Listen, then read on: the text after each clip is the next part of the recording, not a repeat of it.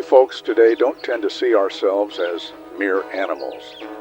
This idea, you see, of what makes a man is the cornerstone of our sophisticated thinking ways.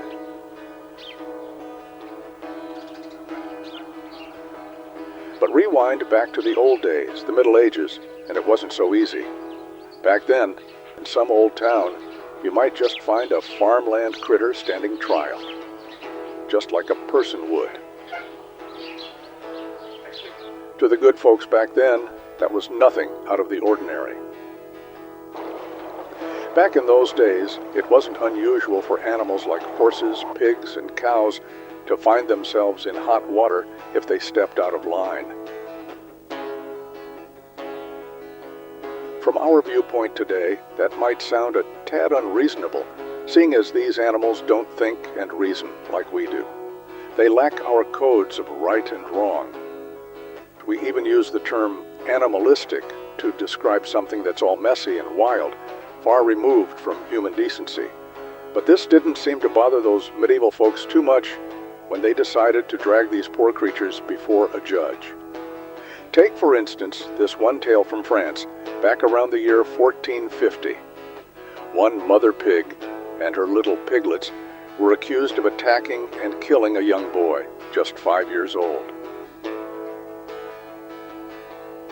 The folks of the time treated that pig and her babies just like people, giving them a proper trial with all the legal fixins. In the end, the mama pig was sentenced to hang. The piglets, they were let off the hook, no proof they were involved, of course.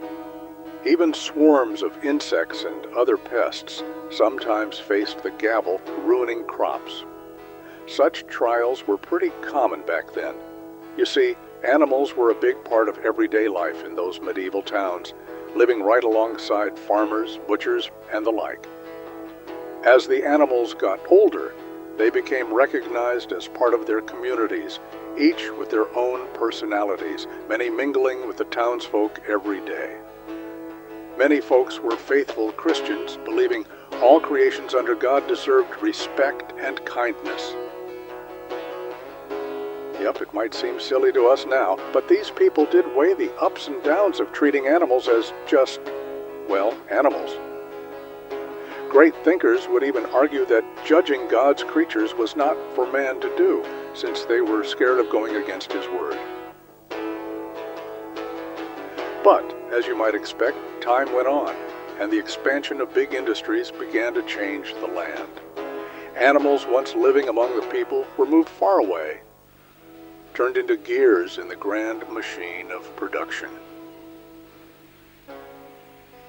I think it's worth taking a moment, maybe on a quiet evening as the sun dips low, to ponder how we treat these hard-working creatures, cows, pigs, sheep, and the like, that give so much and ask for so little.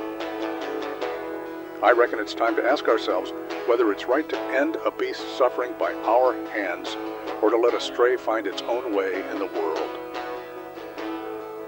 These ain't light questions, no sir. It's about respecting the life and the labor of these animals, because at the end of the day, it ain't us at the center of this world, it's Mother Nature. Long may she live in grace.